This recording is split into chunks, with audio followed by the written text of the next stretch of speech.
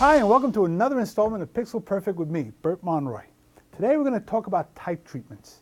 Not your normal type, we're going to mess around with it. We're going to play around with type and create some really cool effects.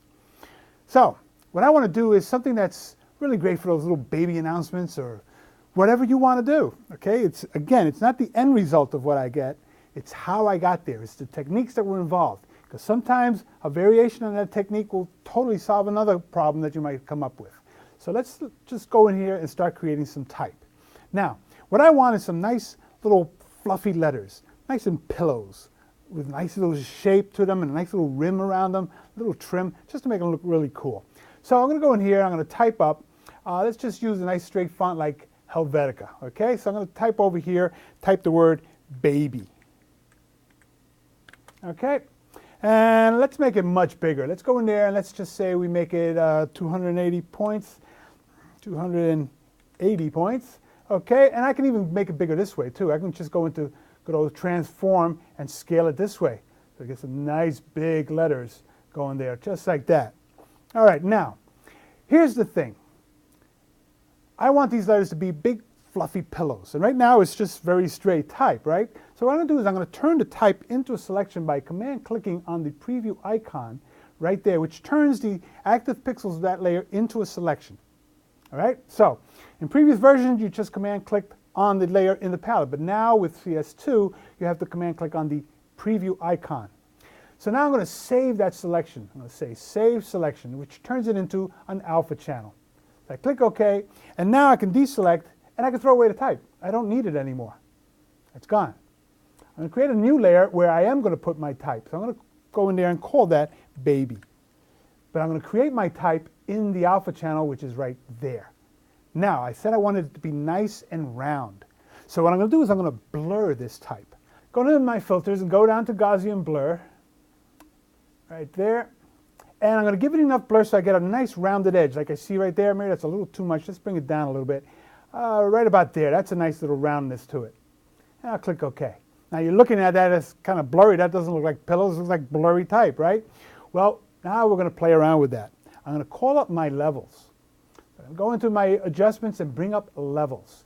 Now, depending on which slider I move, these letters are going to get fatter or thinner. But I am going to bring all the tones together to sharpen up the edges. If I bring in my blacks, you see letters are getting thinner. If I bring in my whites, you see that they're getting thicker. So I'm going to kind of go towards the middle here to get nice big fluffy letters like about there. And then I'm going to bring the other guys in to meet it. And I'm going to keep moving them around. And there you can see I'm getting this nice rounded kind of a type based on the original Helvetica, but now it's nice fluffy round type. I click OK. I can now use this alpha channel to make the new selection based on the new rounded edge type. So I go back to my RGB and I load that channel. I'll do it via the menu. Come up here, say load selection, and there's my, right here, my alpha 1. Go ahead and load it, and there it is. Make sure I'm in the right layer, baby layer, and I'm going to go in there and give this a nice little tone. Let's go in there and let's fill it with this nice baby blue over here. So I'm going to go ahead and fill it. Let's deselect that. Now I have this nice tone going on there. I do want to give it a little rim, right? So let's select it again. Let's bring it back to a selection, and in another layer, I'm going to call that layer the little rim. Rim. And let's pick another color. Let's say this bright yellow. That's a nice kind of a baby color, right? So I'm going to go in there and stroke that selection now.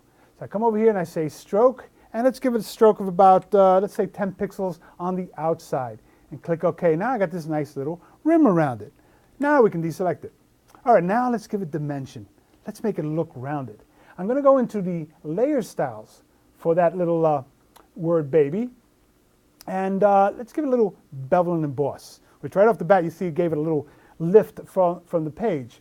I'm going to increase the depth so I get really strong lights and darks and increase the size, kind of like that. And now I'm going to soften it.